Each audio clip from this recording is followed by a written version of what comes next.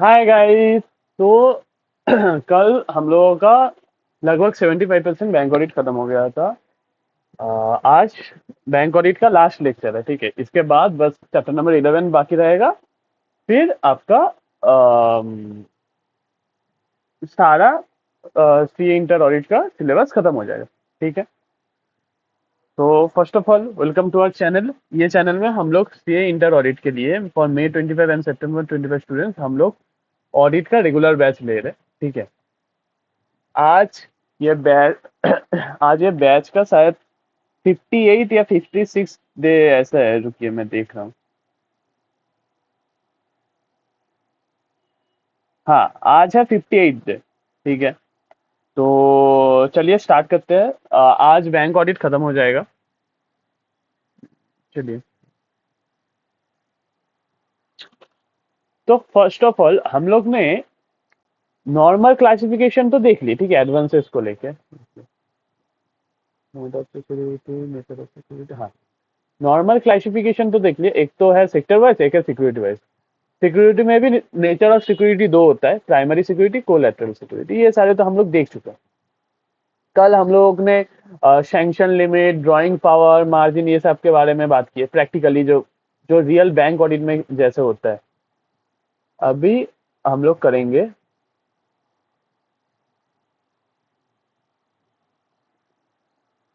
आज हम लोग करेंगे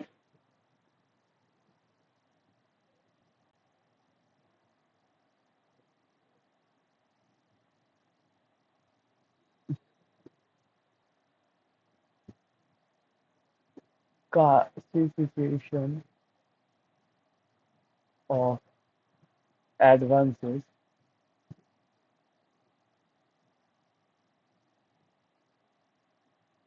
as per RBI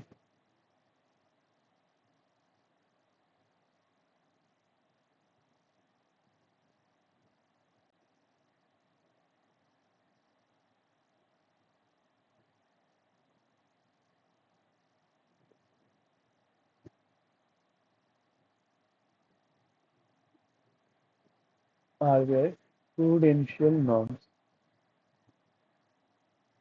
prudential norms मतलब क्या कि आरबीआई ने मतलब कुछ कुछ एडवांसेस को लेके जिसका पेमेंट नहीं हो रहा है बहुत दिन से, या फिर वो नॉर्मली ओवर ड्यू जा रहा है। ठीक है, उन लोगों को लेके मतलब एक फ्रेमवर्क बनाया है।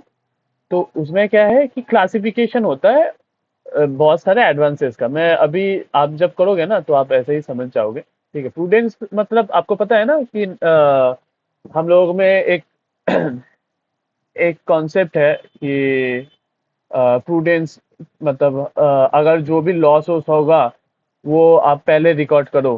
ठीक है, एक बार के लिए अगर इनकम रिकॉर्ड नहीं भी करो तो भी मतलब चलता है, लेकिन लॉस पहले रिकवर करो वो। ठीक है,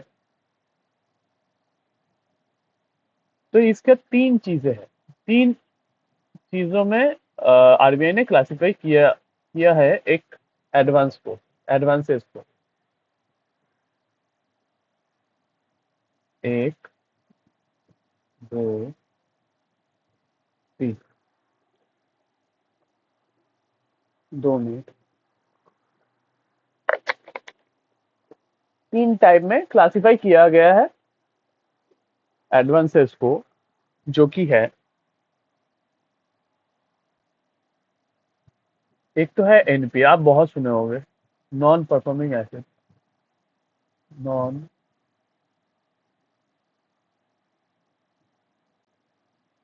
परफॉर्मिंग एसेट,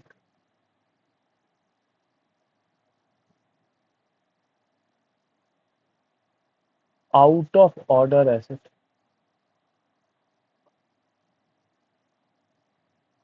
और ऐसे ओवरड्यू।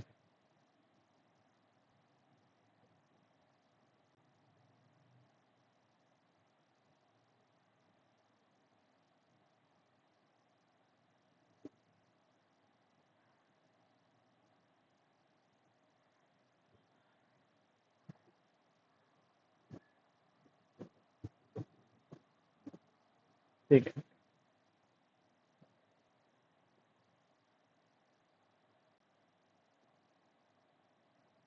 एनपीए क्या है? An asset becomes NPA when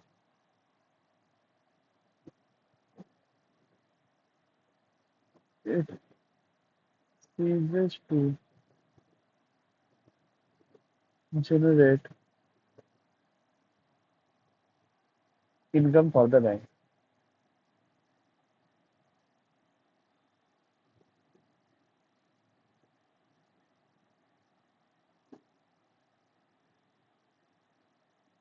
ठीक है, एनपीए कब बनता है? It ceases to when it ceases to generate income for the bank. ठीक है,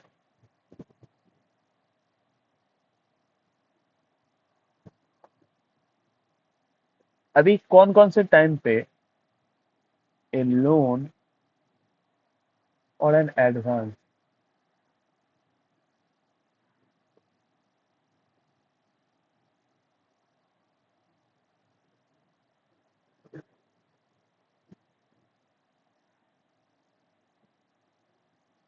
interest NPA when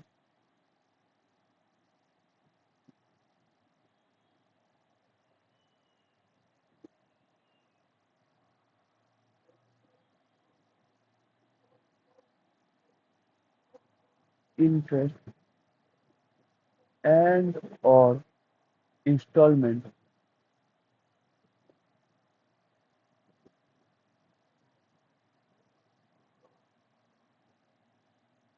of, या तो इंटरेस्ट एंड और installment of principal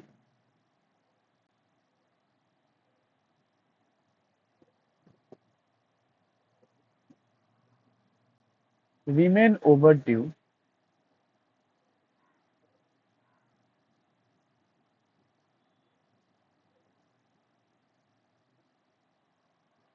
for a period of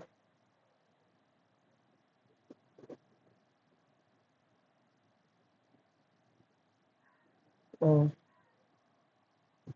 more than 90 days।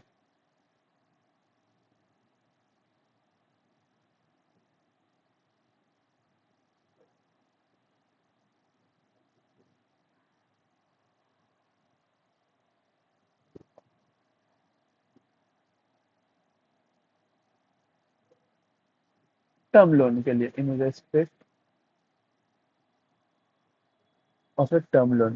Term loan मतलब क्या? Of of a term loan. अभी term loan मतलब क्या?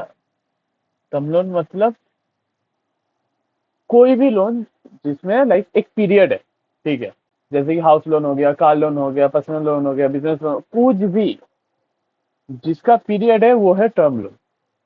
ठीक है, और ये क्या है? More than 90 days.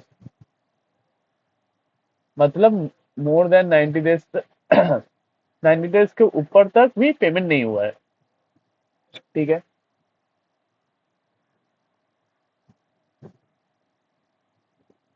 Account remains out of order. Out of order आप अभी पढ़ोगे। Out of order in respect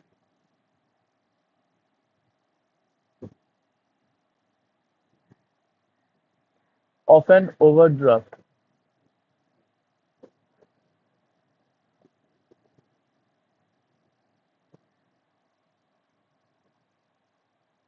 और कैश क्रेडिट।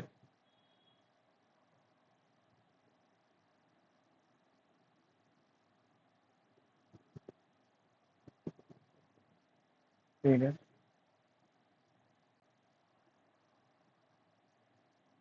और क्या है? The bill remains overdue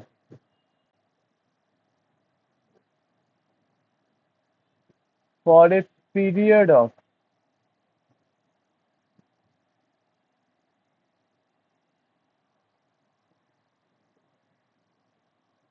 for a period of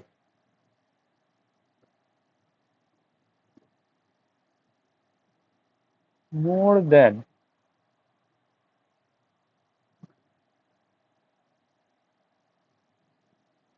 90 days।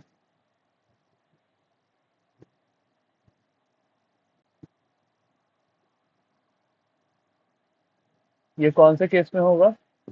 जब बिल भी बोला है, obviously in case of bill purchase और डिस्काउंटेड।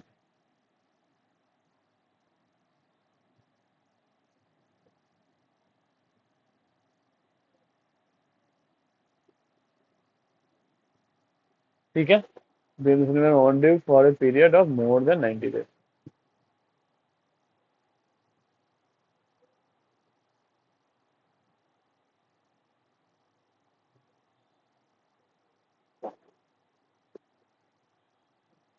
ठीक है, तो हम लोगों को क्या समझ में आया कि हम लोगों को समझ में आया कि इधर दो चीजें बोला जाए। एक तो टर्म लोन के लिए ओवरड्यू ने इंटरेस्ट या एंड और प्रिंसिपल, ठीक है, इंस्टॉलमेंट ऑफ प्रिंसिपल ओवरड्यू देखना पड़ेगा कि ओवरड्यू है कि नहीं मोर देन 90 डेज के लिए। ठीक है, क्या वो account remain out of order in respect of an overdraft और कैश क्रेडिट। ठीक है, और the bill remains overdue for a period of 90 days. ठीक है, अभी क्या है, अभी हम लोग देख लिए एनपीए। अभी इधर इधर एक क्वेश्चन आया हम लोगों का माइंड में। इधर है भाई क्वेश्चन है हम लोगों का माइंड में कि ये जो आउट ऑफ ऑर्डर है ना, ये आउट ऑफ ऑर्डर है क्या? आउट ऑफ ऑर्डर है क्या?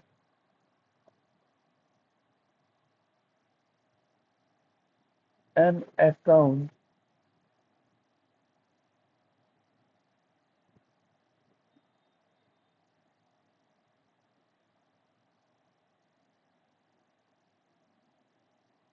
एन अकाउंट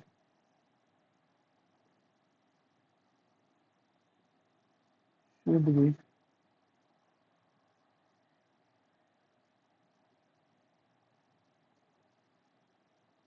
treated as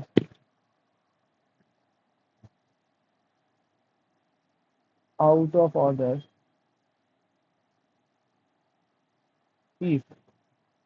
कौन से केस में हम लोग आउट ऑफ ऑर्डर ट्रीट करेंगे एक अकाउंट को?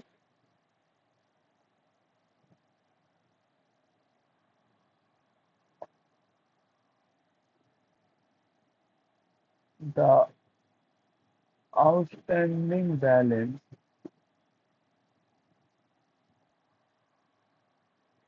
remains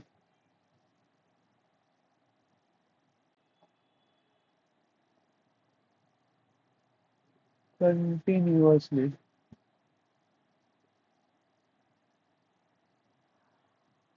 in excess of the in excess of the sanction limit or drawing power।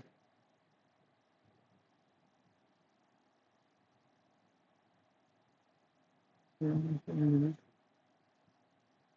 or drawing power।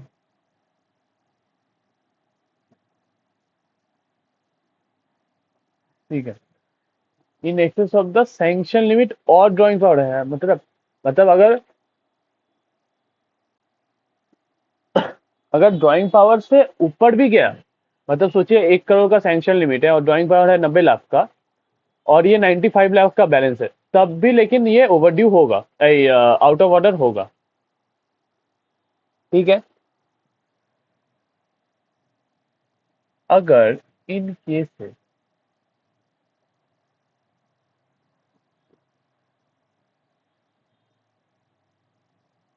where the outstanding balance outstanding balance in the principal operating amount in the principal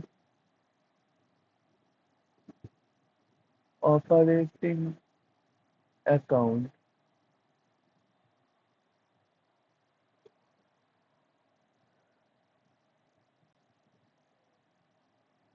is less than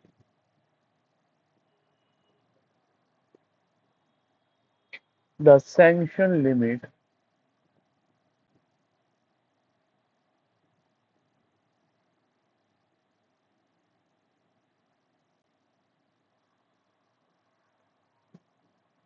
और drawing power मतलब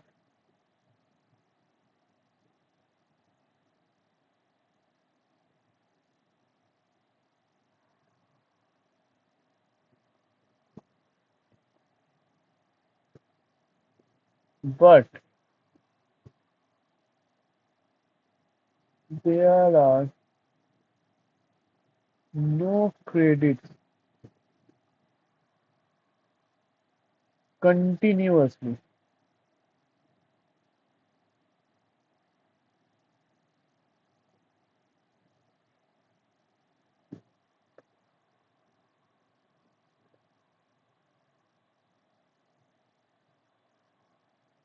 for 90 days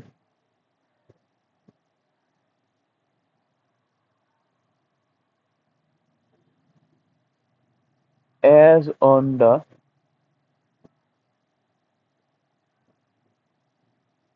date of balance sheet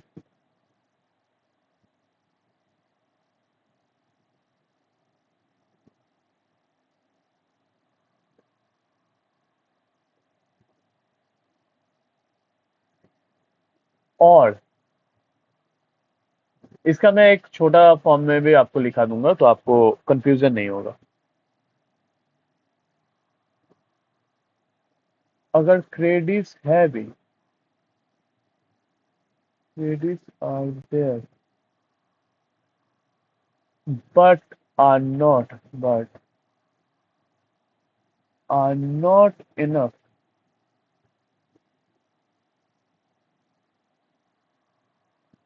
to cover the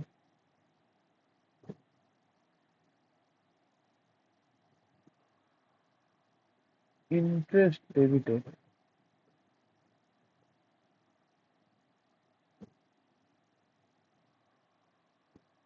during the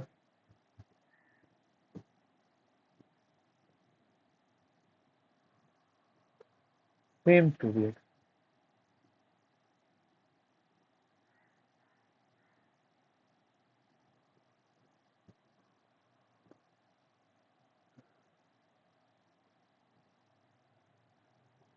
There is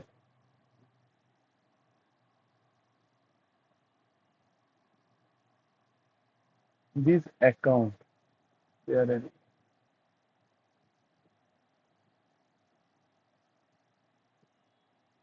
this account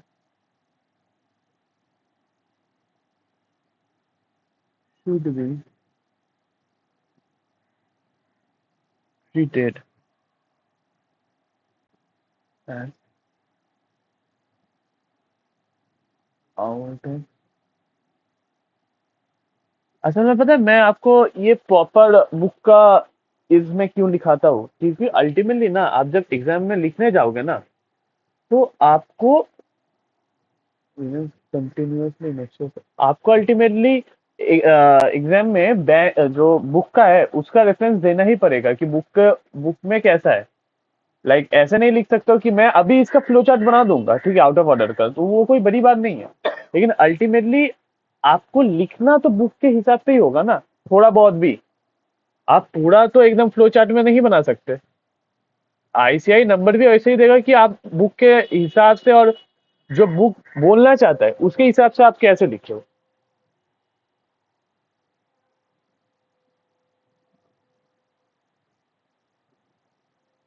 ठीक है और overdue मतलब तो पता ही है अगर कोई ईएमआई मिस हुआ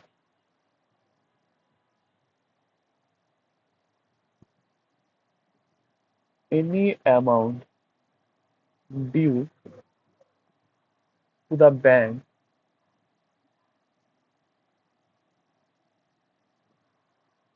under any credit, under any credit facility, under any credit facility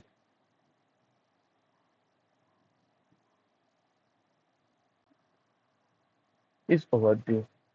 If is overdue,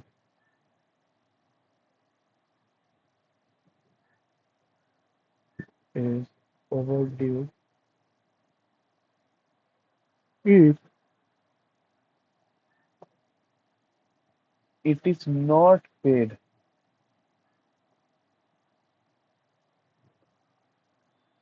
on the due date,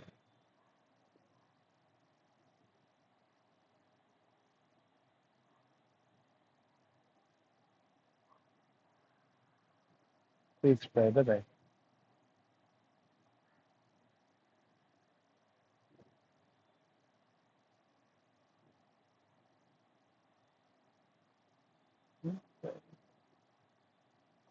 ठीक है। मतलब अगर कोई भी क्रेडिट फैसिलिटी के लिए अगर अमाउंट ड्यू है और वो प्रॉपर टाइम में पेमेंट नहीं है तो वो ओवर ड्यू हो गया। ये तो एकदम नॉर्मल सी बात है। तो आउट ऑफ ऑर्डर का अगर मैं फ्लो चार्ट बनाने जाऊं,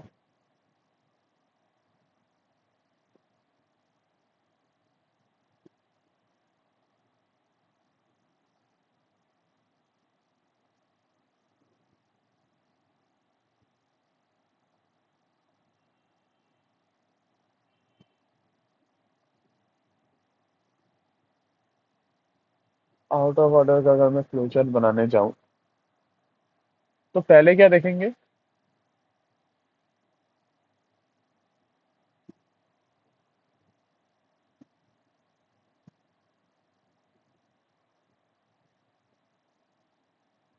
जो आउटस्टैंडिंग बैलेंस है,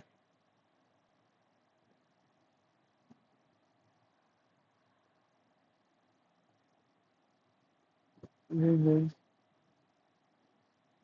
continuously in excess of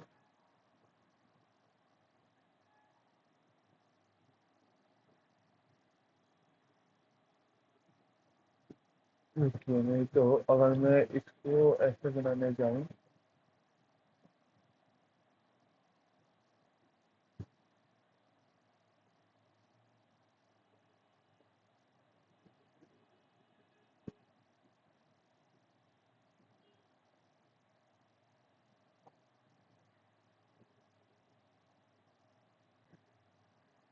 sanctioned limit और ड्राइंग पावर,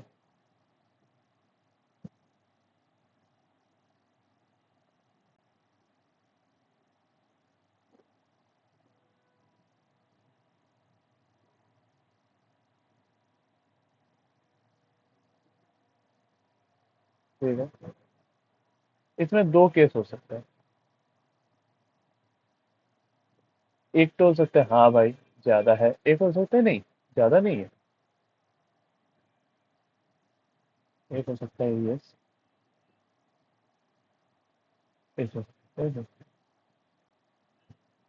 यस होगा तो आउट ऑफ ऑर्डर हो जाएगा।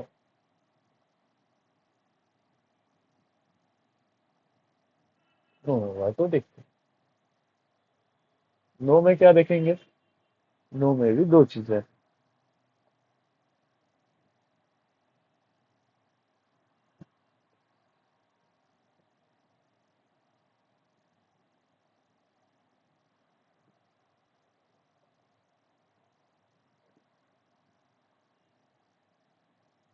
एक तो है there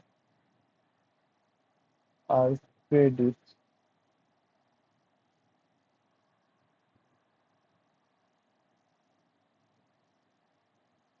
in that account within 90 days as on the date of balance sheet।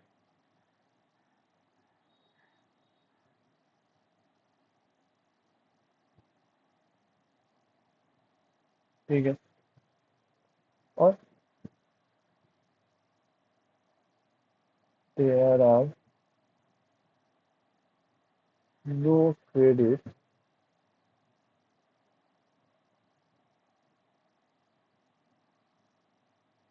in that account continuously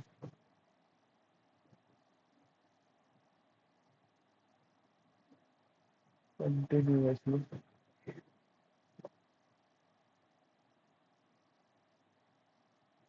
for 90 days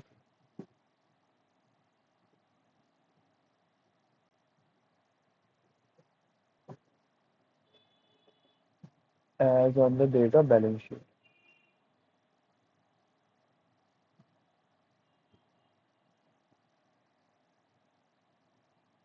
ये दो ही केस हो सकता है, या तो विद इन 90 डेज क्रेडिट है, या तो कंटिन्यूसली फॉर 90 डेज क्रेडिट है ही नहीं।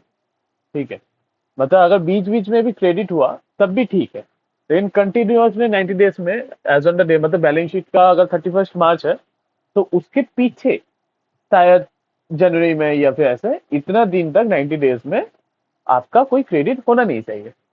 ठीक है,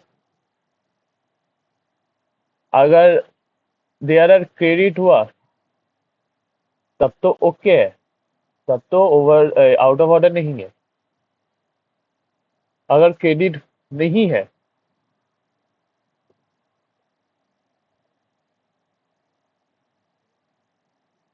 नहीं सॉरी सॉरी,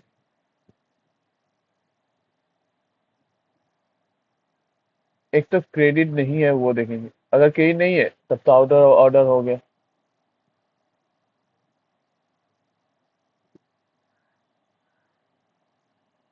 और अगर क्रेडिट है तो हम लोग देखेंगे whether it is sufficient to meet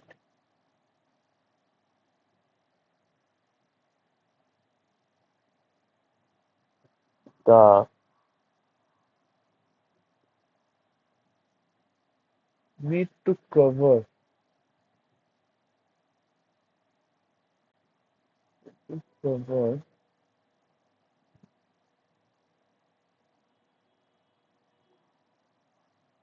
the interest debited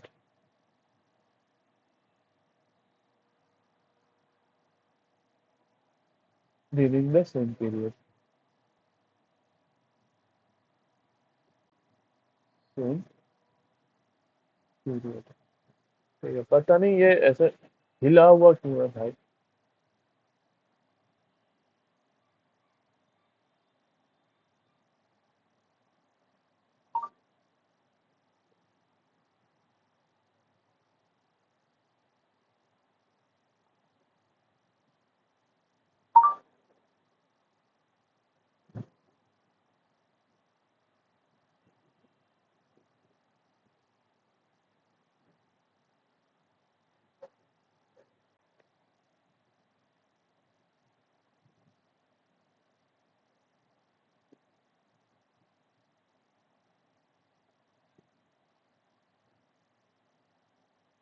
हाँ, ठीक है, whether it is sufficient to ये हम लोग पूछेंगे।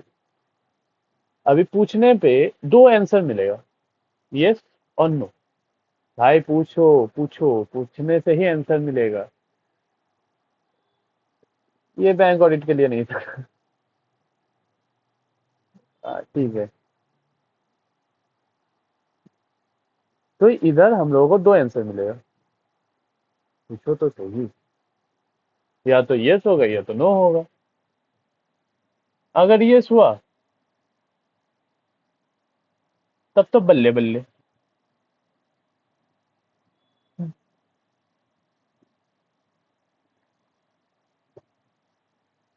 और अगर नो हुआ तब तो थल्ले थल्ले, मतलब आउट ऑफ ऑर्डर।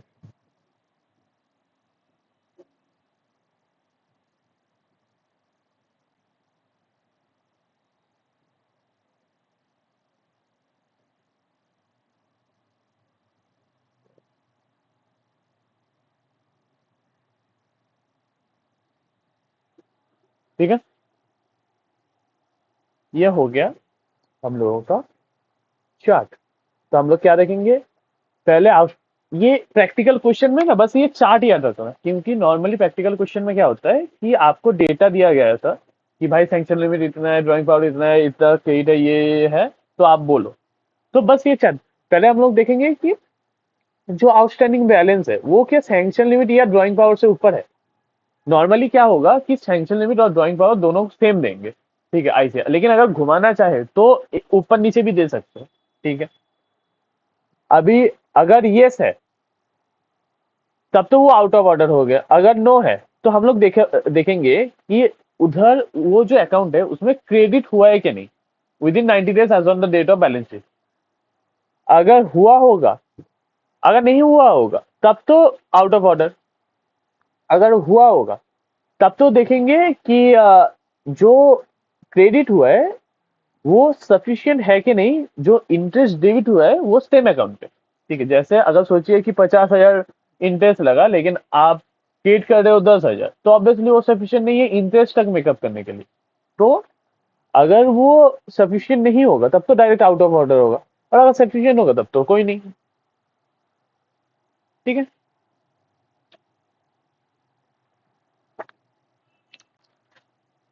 अभी ये तो हम लोग देख चुके हैं कि नॉर्मल में एनपीए कौन सा होगा, आउट ऑफ ऑर्डर क्या होगा, ये सब। अभी आपको अगर याद होगा तो हम कल जो एग्रीकल्चर एडवांसेस है ना वो भी देखे थे।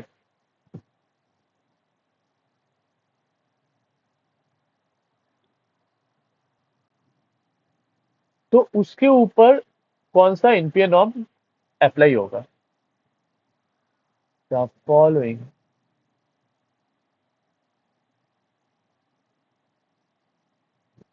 NPA norms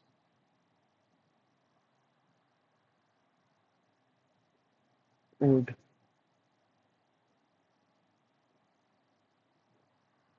apply to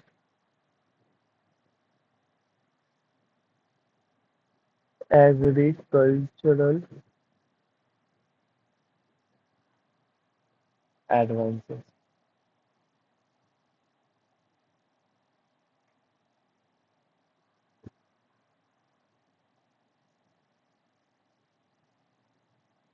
including crop term loan,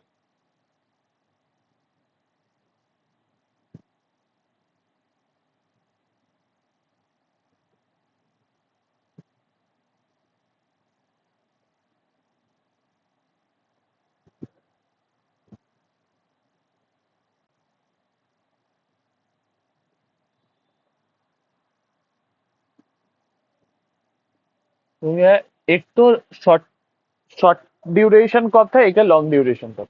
तो ए loan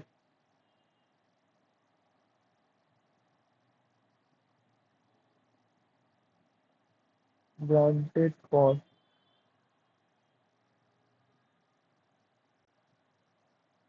short duration cost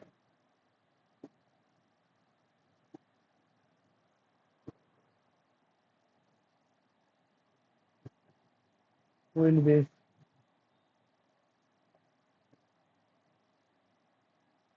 treated as NPA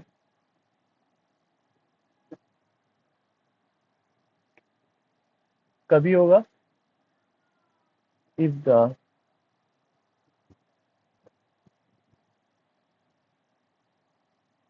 installment of principal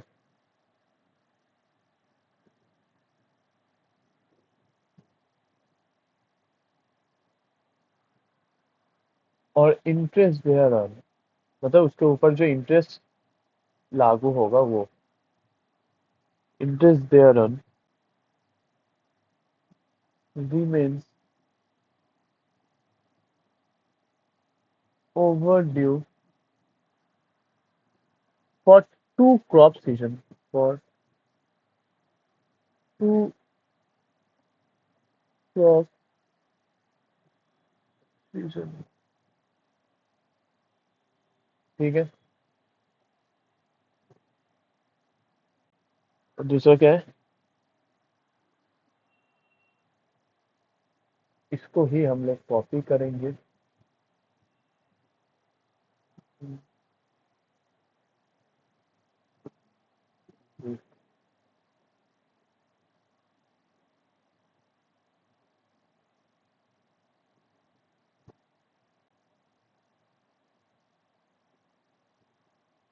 short काटेंगे, टू काटेंगे, लॉन्ग वन। ठीक है। ए लोन ग्रांट मतलब जो शॉर्ट ड्यूरेशन कर्व है वो एनपीए क्लासिफाई तभी होगा इफ इंस्टॉल ऑफ पेमेंट। तो क्या है, if the instalment of principal और इंटरेस्ट ओवर दी होगा टू क्रॉप सीजन के लिए। और लॉन्ग ड्यूरेशन कब होगा, कब ट्रीट होगा एनपीए को लेके, if the instalment of principal और interest remains overdue for one crop season. ठीक है। अभी ये तो देख लिए कि हम लोग नॉन परफॉर्म मतलब एनपीए क्या है, आउट ऑफ ऑर्डर क्या है, ओवर ड्यू क्या है, एग्रीकल्चर एडवांसेस के लिए एनपीए का नॉर्म्स क्या है। अभी जो एनपीए तो हम लोग देख लिए, लेकिन एनपीए को अगर मुझे कैटेगरीज में डिवाइड करना पड़े तो कैसे किया जाएगा और कैसे होता है रियल में एज पर आरबीआई, ये एक ही पेज पे लिखना। ठीक है, मतलब प्रॉपर पेज पे, ऐसा नहीं कि आधे से स्टार्ट करो। कैटेगरीज ऑफ एनपीए, ऐसा हुआ तो आप पहले देख लो फिर लिख लेना। पहला एक ना, ये आप लिखना मत, मैं आपको बस दिखा रहा हूँ। नॉर्मली मतलब क्लास कितने सारे कैटेगरीज होते हैं। रियल में तीन कैटेगरी होता है। सब स्टैंडर्ड, स्टैंडर्ड, स्टैंडर्ड मतलब जो नॉर्मल है उसमें कोई एनपीए एनपीए नहीं है। ठीक है, तो स्टैंडर्ड तो होगा नहीं एनपीए का, तो सब स्टैंडर्ड,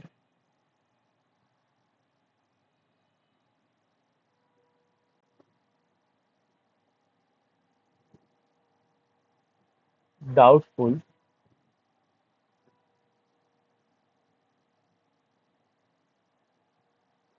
और लॉस एसेट।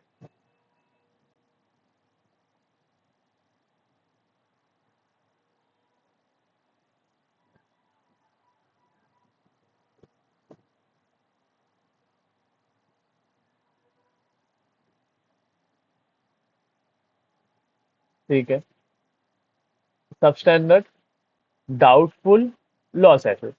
डाउटफुल में भी तीन पार्ट्स होते हैं।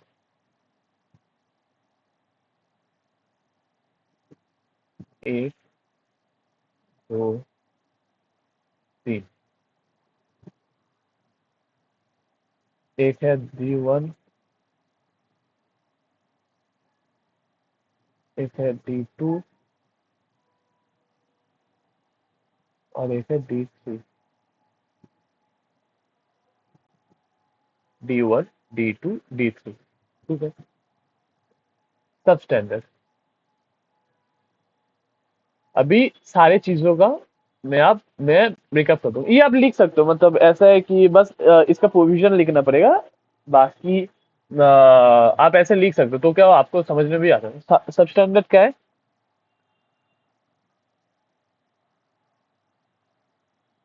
वो सारे अकाउंट्स होगा which has remained NPA for a period up to 12 months।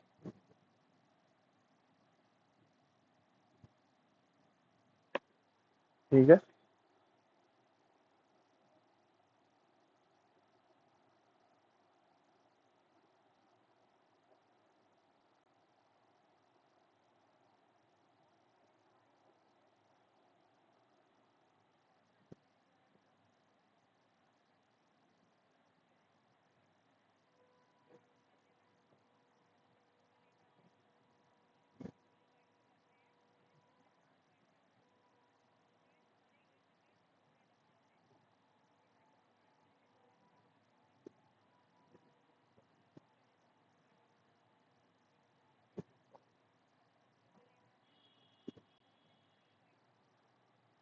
ठीक है, account which has remained NPA for a period up to 12 month. ये समझ में आया आपको? अभी है डाउटफुल। डाउटफुल में क्या है?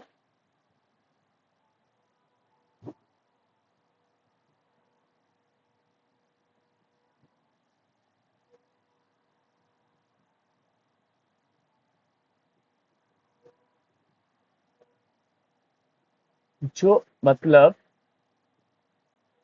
ये, मैं एग्जांपल देके भी समझाऊंगा। ये क्या है? वो सारे अकाउंट्स है which has been in substandard category, छोटा सा मतलब करके लिखिए, ठीक है, कैटेगरी फॉर 12 मंथ्स मतलब 1 ईयर। ठीक है, ये हो गया D1। D2 क्या है?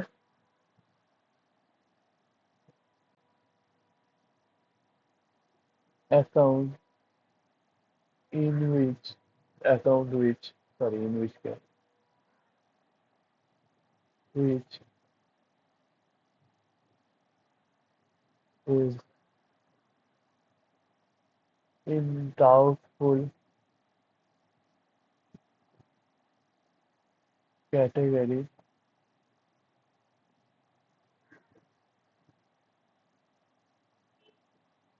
more than 1 year but up to 3 years। ठीक है, ये है D2।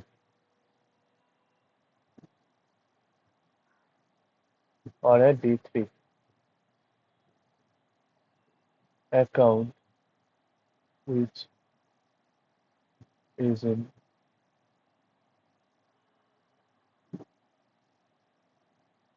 Doubtful category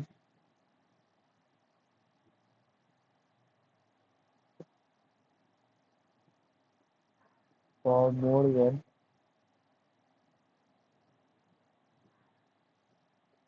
3 years।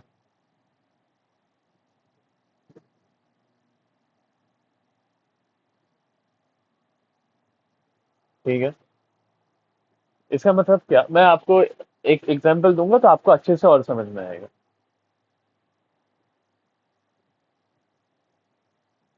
और लॉस एसेट मतलब क्या? ये account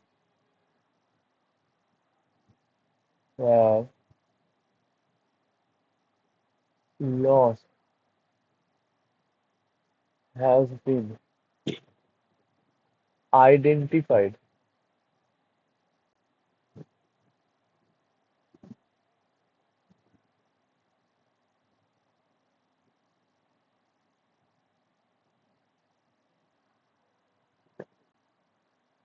by the bank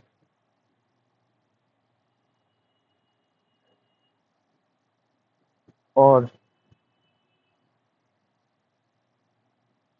internal और external auditors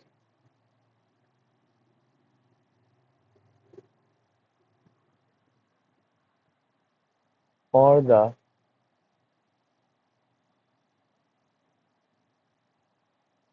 RBI inspection,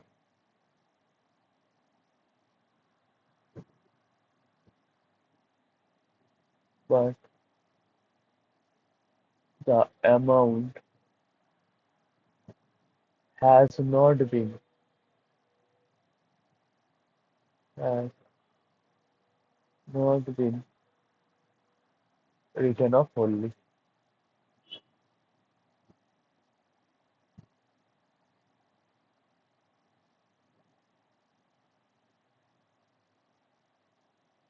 account जहाँ पे loss has been identified by the bank और इंटरनल और एक्सटर्नल ऑडिटर और द और इन द आरबीआई इंस्पेक्शन।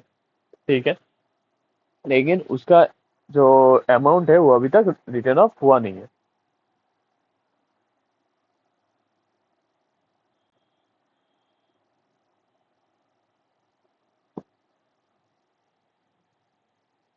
ठीक है, तो अगर इसका एक एग्जांपल देखें,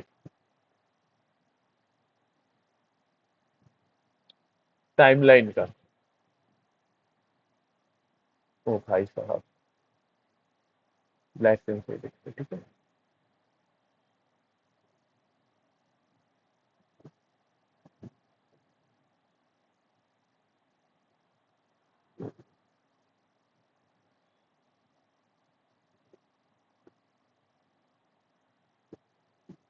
सोचिए, ये एक बंदा है, गौरव। गौरव ही रहते सारे लोग। हाँ, गौरव ने लोन लिया एसबीआई से। ठीक है, 2020 को, एकदम स्टार्टिंग में लिया, जनवरी 1 को 2020 को लिया। अभी वो पैसा नहीं दिया। ठीक है, पैसा नहीं दिया, तो वो क्या हुआ, पहले तो इसके 90 डेज सोचिए कि मार्च, तो अप्रैल में वो एनपीए बना। अप्रैल में वो एनपीए बना।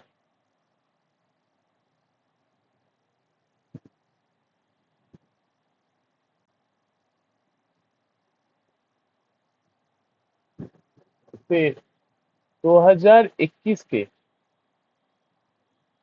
अप्रैल में, 1 साल हो गया एनपीए में रहते रहते, ये बन गया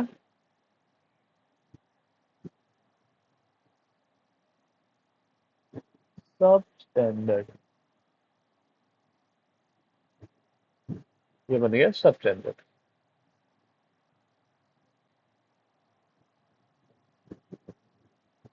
फिर क्या है, फिर चला चला चला, फिर 1 साल गया, 2022 के अप्रैल हो गया। अभी ये बन गया, इसका अभी प्रमोशन हो गया, प्रमोशन होके क्या हो गया,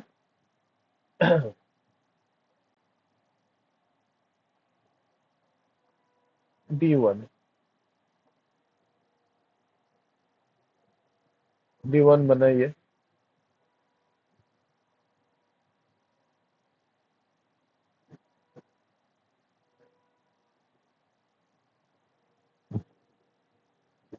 फिर 2022 से 2023, दूसरा साल 2024, 2024। ठीक है,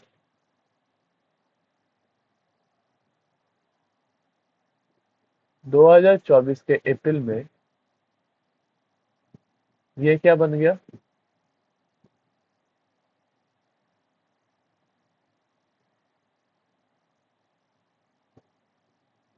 मतलब 2024 के अप्रैल तक ये रहा क्या, D2। ठीक है, ये 2 साल खत्म हो गया।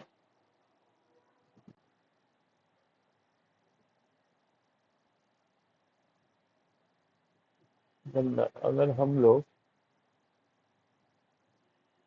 इनके, हाँ ठीक है।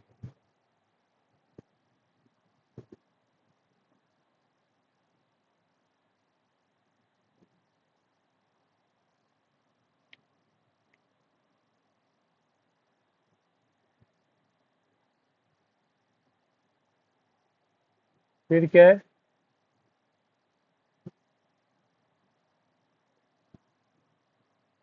उसके बाद 2025 से, सॉरी 2024 के मई से, 2024 के मई से कोई भी साल हो, ये रहेगा D3। और इसमें अगर कभी भी या तो इंटरनल ऑडिटर, इंटरनल और एक्सटर्नल ऑडिटर, आरबीआई इंस्पेक्शन में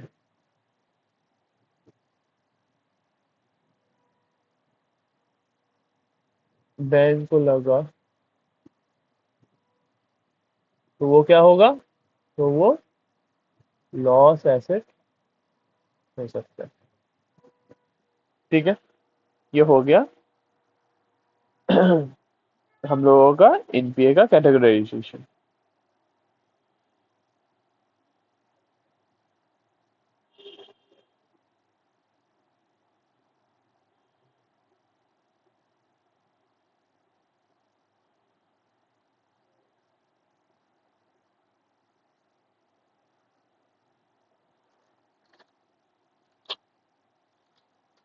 अभी कुछ कुछ चीजें, छोटे छोटे कॉन्सेप्ट है। ठीक है,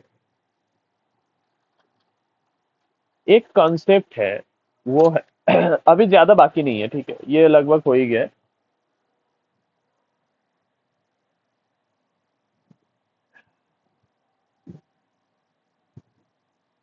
advances under consortium.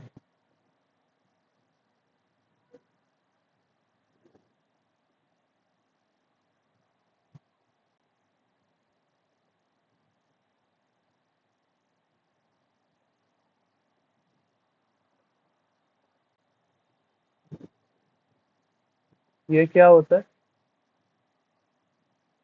It means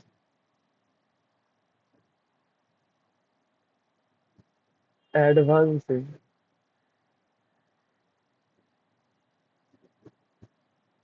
loan to borrower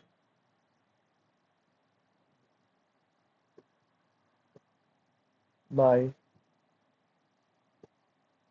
two or more banks jointly। इसका मतलब क्या? सोचिए कि किसी को 100 करोड़ का लोन चाहिए, तो ये हो ही सकता है कि एक बैंक के लिए वो पॉसिबल ना हो कि वो एक बंदे को 100 करोड़ का लोन वो लाइक एक ही बैंक से दे। तो ऐसा बहुत बार होता है कि जैसे पीएनबी हो गया, एसबीआई हो गया, आईसीआईसीआई हो गया, आईडीबीआई हो गया, ये सारे बैंक मिलके लोन देते हैं, और मेनली जिसका ज्यादा कैपिटल होता है उन्हीं का ज्यादा कंट्रोल होता है वो लोन में।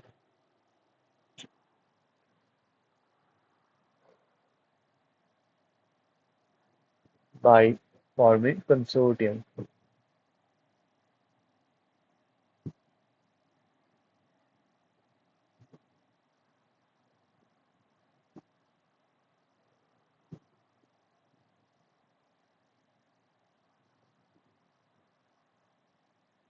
Joint appraisal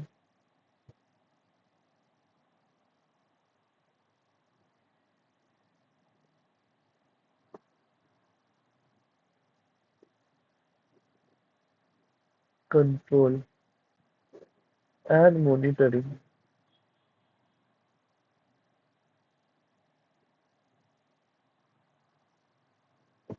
will facilitate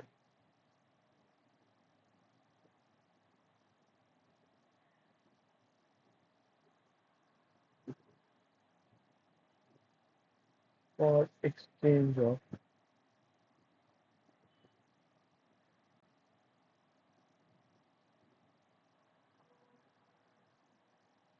valuable information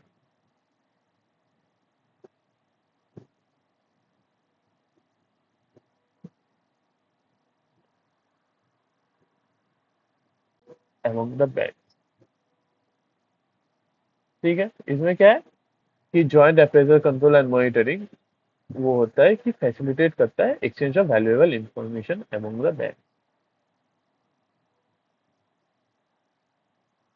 और जैसे मैं आपको बोला, usually bank with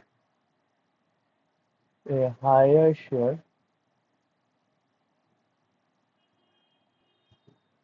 will lead the consortium.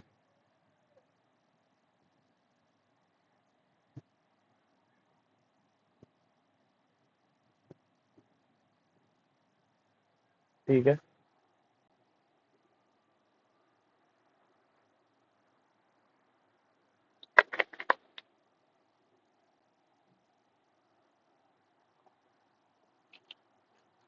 ये हो गया हम लोगों का कंसोर्टियम फॉर्म करने करके लोन देना।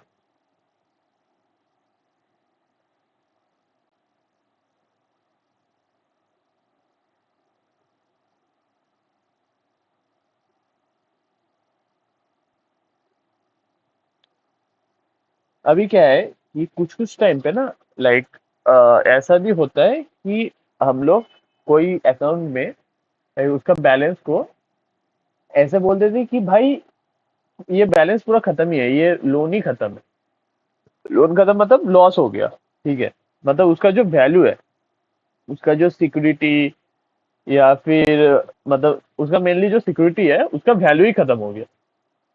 तो उस टाइम पे क्या करेंगे? या फिर कोई फ्रॉड, अगर कोई बोरोअर फ्रॉड किया तब क्या करेंगे?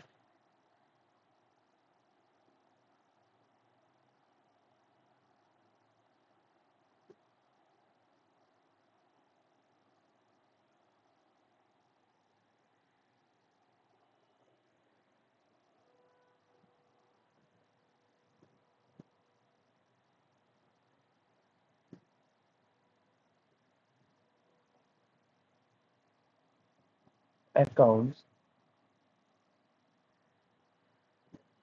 where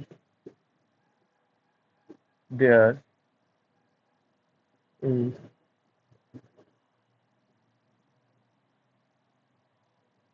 erosion in the value of security, in the value of security or fraud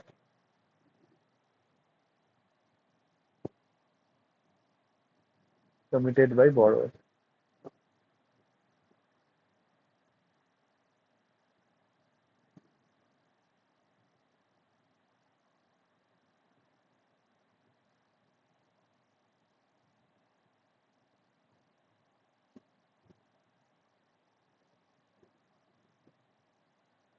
पहले तो इरोजन मतलब क्या है? Erosion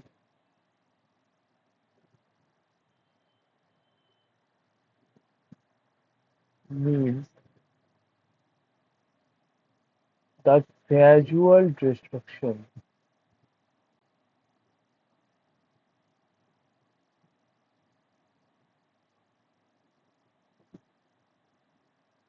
or diminution of something।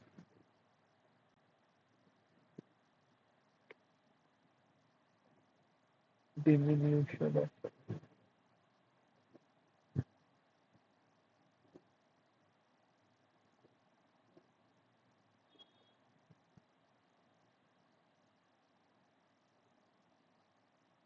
something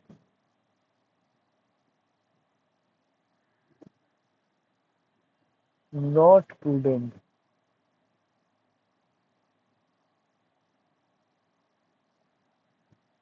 to follow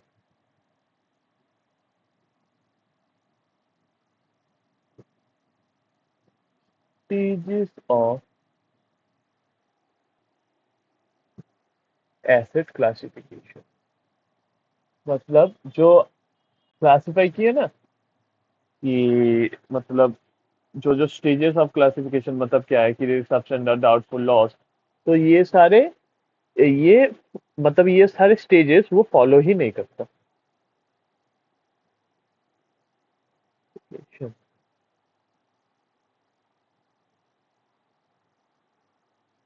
it should B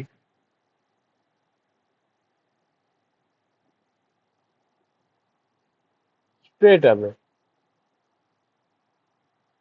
should be straight away classified as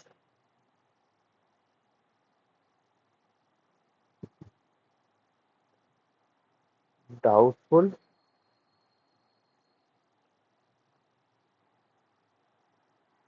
or lost asset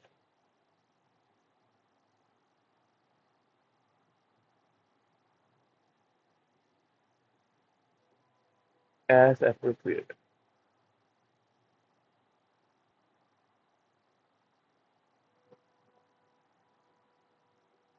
As follows.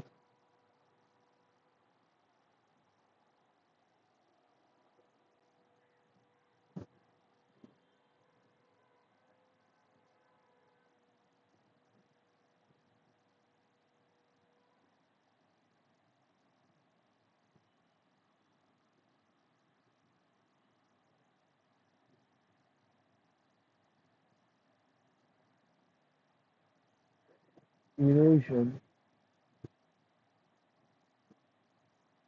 in the value of security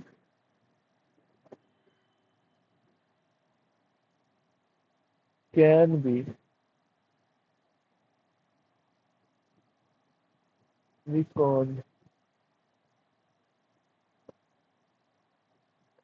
as significant when the realizable value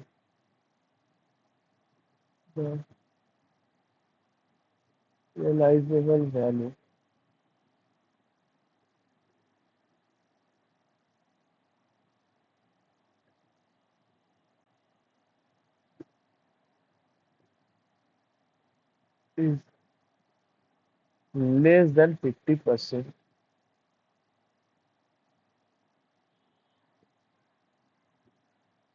of the value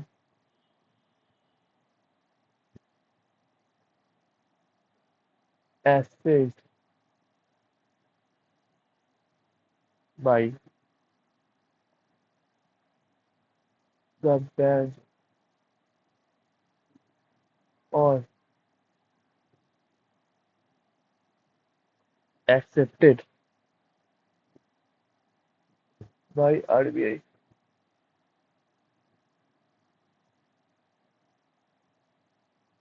at the time of last inspection,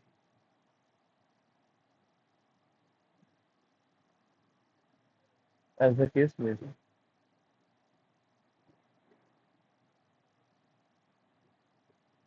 ठीक है, मतलब क्या है, erosion in the value of security उसको significant कब माना जाएगा,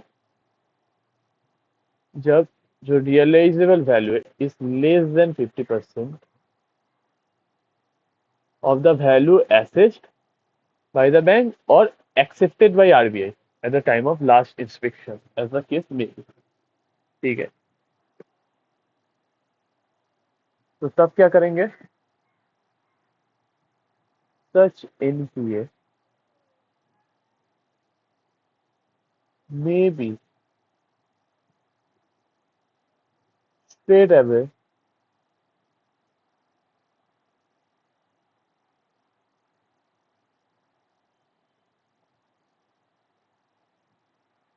classified under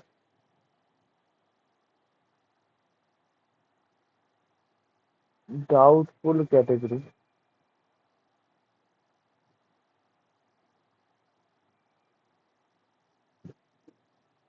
and provisioning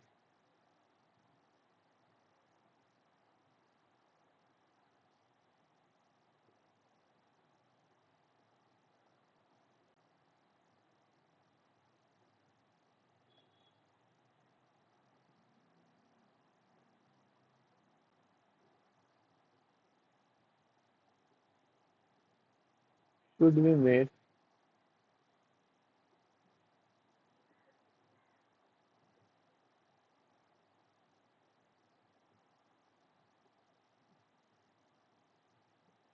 as applicable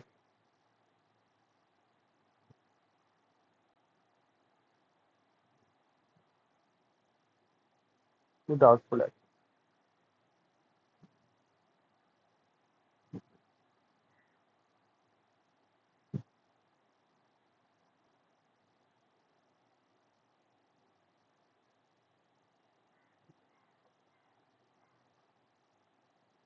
ठीक है, मतलब वो एकदम फटाक से डाउटफुल एसेट्स में डाल दो। ठीक है, जब भी ऐसा दिखे। और क्या है? If the realisable value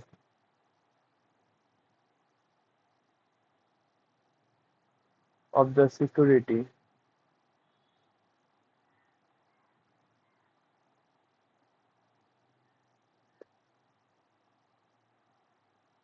as asset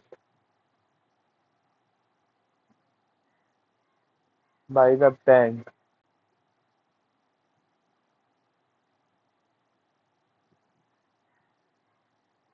या फिर absolute value,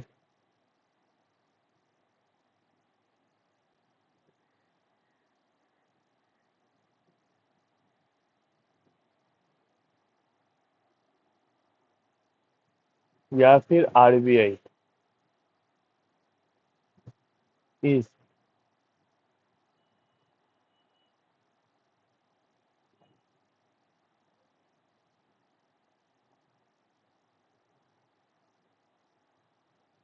less than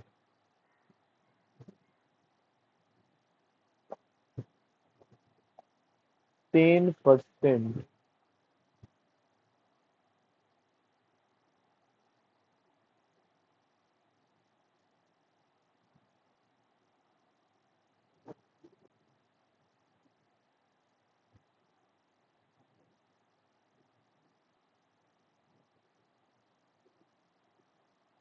of the outstanding in the borrower account, in the borrower account।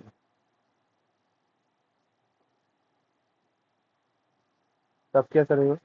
जैसे अगर सोचिए 20 लाख का लोन है, वो 2 लाख पेमेंट कर चुका है, 18 लाख बाकी है, लेकिन जो सिक्योरिटी दिया है उसका उसका वैल्यू गिर के हो गया है, सोचिए कि 1.5 लाख। तो वो 10%, 18 लाख का 10% है 1.8 लाख। तो 18 लाख का 10% से भी कम है, तो वो क्या होगा? In the borrower account, the existence should be ignored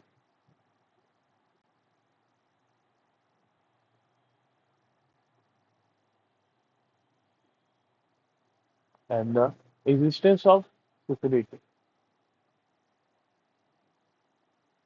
security should be ignored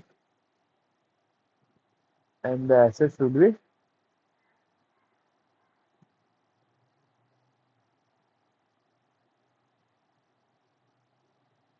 straight away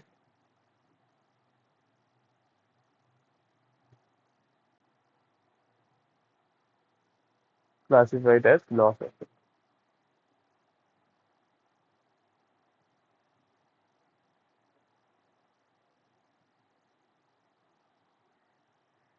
ठीक है, मतलब क्या है?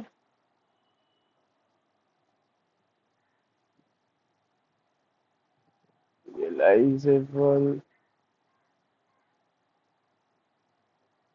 value of security। ठीक है,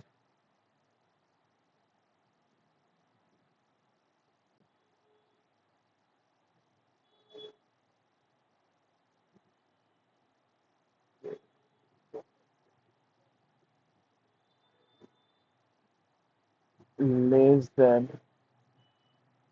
50% of asset value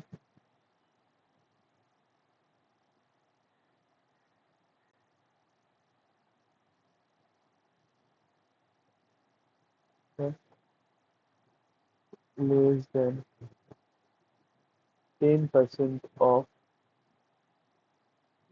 outstanding balance। अभी असेसमेंट क्या, मैं आपको बोला ही कि बैंक से हो सकता है, और जो एक्सेप्टेबल वैल्यू है एज पर आरबीआई वो हो सकता है लेटेस्ट इंस्पेक्शन के टाइम पे।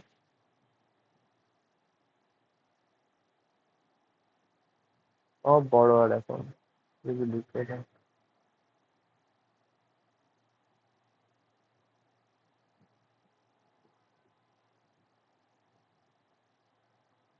ये क्या है? अगर 50% ऑफ एसेट वैल्यू हो गया तो अगर डाउटफुल कर दो,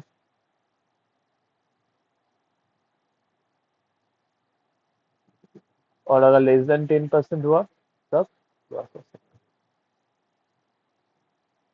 ठीक है, ये हो गया हम लोगों का इरोजन इन द वैल्यू। तो बस एक लास्ट चीज है, लास्ट कॉन्सेप्ट है, वो आप हो जाएगा तो आज का बैंक ऑडिट का चैप्टर खत्म। आप लोग ना मुझे फीडबैक भी देना कि आप लोगों को ये जो मतलब जो क्लासेस चल रही है वो कैसा लग रहा है। ठीक है, तो क्या होगा, तो मैं अगले बैच में या फिर अगर मैं दूसरे कुछ भी बैच लूँ तो मुझे समझ में आएगा कि मुझे कहाँ कहाँ इम्प्रूव करना है।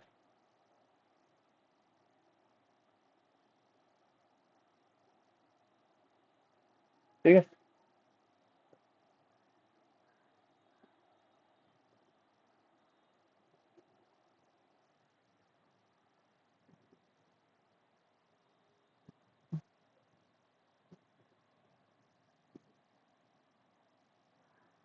Take out finance.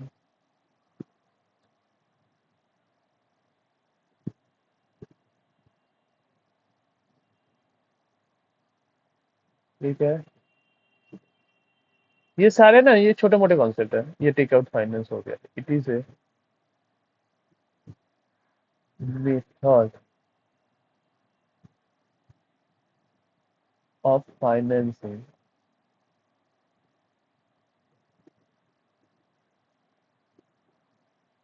whereby a loan that is procured later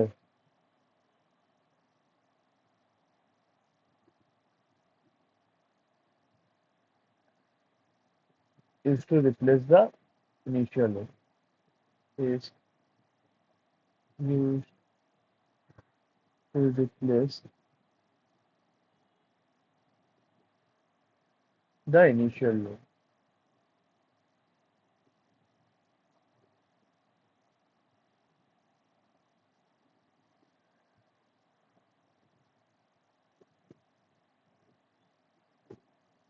ये जो ऑब्जेक्टिव क्या है ये लोन का?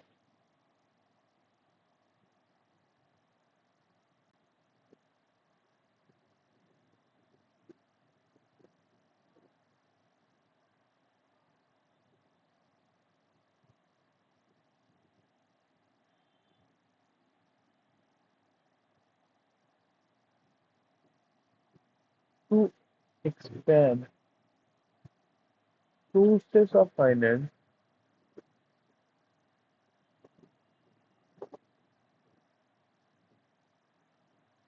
for infrastructure projects,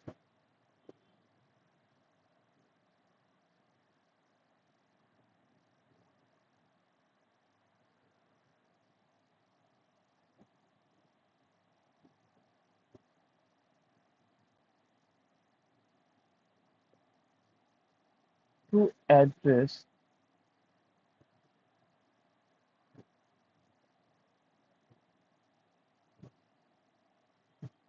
sectoral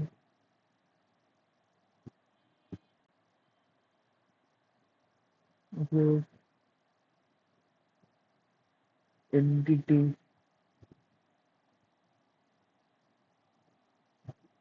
exposure issues,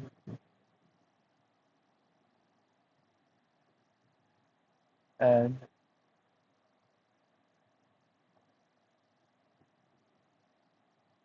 asset liability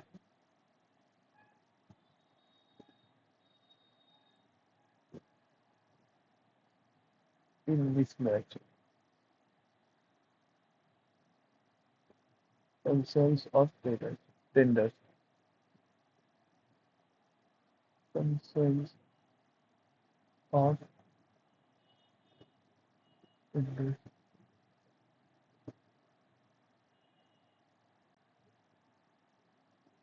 order to boost the availability of longer tenure debt finance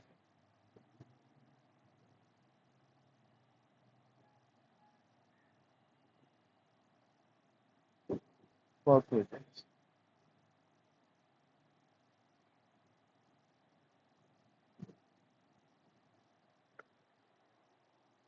तो takeout finance का मतलब ये क्या है? Takeout finance normally infrastructure projects के लिए लिया जाता है, ठीक है। इसका क्या है कि expand sources of finance for infrastructure project to address sectoral group या फिर entity exposure issues and asset liability mismatch concerns of tenders और to boost the ability of longer tenor debt finance, ठीक है।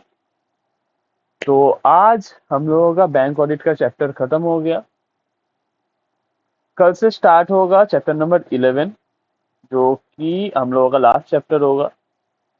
और मुझे कुछ कुछ बातें भी करना है, ठीक है आप लोगों से। फर्स्ट ऑफ ऑल, ये बहुत अच्छा बैच गया। मतलब मुझे पता है कि मेरे से जो फर्स्ट फर्स्ट के वीडियोस थे उसमें बहुत सारी दिक्कत, अभी भी दिक्कत है, अभी भी दिक्कत हो रहा है, मैं अभी भी सीख रहा हूँ। ये मेरा ना फर्स्ट बैच था, तो मैं इसके पहले कभी मतलब पढ़ाया हूँ ऑब्वियसली, लेकिन ऐसे ऑनलाइन में नहीं पढ़ाया हूँ माइक लेके ऐसे। और ये तो माइक है भी नहीं, मेरा हेडफोन है, ये हेडफोन के साउंड से मेरा ज्यादा है, ठीक है। मतलब लाइक ये जो आपका अगर मतलब क्वालिटी खराब भी होगा ऑब्वियसली, मतलब प्रॉपर माइक वाला क्वालिटी नहीं है, लेकिन मैं पूरा कोशिश कर रहा हूँ कि जितना जल्दी हो सके, जितना अच्छा हो सके, मैं आपको क्लासेस प्रोवाइड करूँ, ठीक है। अभी माइक नहीं है तो माइक आएगा, फिर बहुत सारे जैसे जैसे दिन जाएंगे वैसे वैसे और इम्प्रूवमेंट होगा। मैं आपके लिए नोट्स भी बना रहा हूँ, जिसमें आप वो पल मतलब वो क्या है, वो ऐसा नोट्स है ना, पहले तो वो रिवीजन नोट्स है नहीं, वो प्रॉपर नोट्स है। लाइक आप उसको मतलब रिवीजन नोट्स में क्या है कि बस आप रिवीजन के लिए ऐसे लाइक फ्लो चार्ट हो गया, मतलब उसमें भी फ्लो चार्ट ही है, लेकिन उसमें क्या है कि डिटेल्ड एंड कंसाइज दोनों एक साथ है, ठीक है। मतलब आप जब देखोगे ना तब आपको समझ में आएगा कि वो जो नोट्स है उसका क्वालिटी क्या है, उसका बहुत गजब क्वालिटी है। अभी क्या है कि इसलिए ना वो जो नोट्स बनाने में भी मेरे को टाइम लग रहा है, कीवर्ड्स हाईलाइट करना, फिर फ्लो चार्ट में कैसे उसको लाया जाए वो, ठीक है। वो सारा अभी काम चल रहा है वो सारे में। तो मैं बोलूंगा कि इतना दिन से इतना मतलब लाइक 2 महीना होने चला, ठीक है, 2 महीना होने को चला। ये जो बैच शायद खत्म होगा 2 महीना 1-2 दिन होगा शायद, जो भी है। मैं बोलूंगा ना कि first of all thank you, आपने ये पूरे सीरीज देखा, ये सीरीज ही आप बोल सकते हो, ठीक है। मैं इसको क्लास तो बोलूंगा नहीं, ये सीरीज ही बोल सकते हो। ये पूरे सीरीज देखा 60 दिन का, आप मेरे साथ रहे, तो थैंक यू। और मैं रिवीजन वीडियोस भी लाऊंगा, और भी बहुत सारे प्लान्स हैं, बस आप मेरे को सपोर्ट करते रहें। बाय।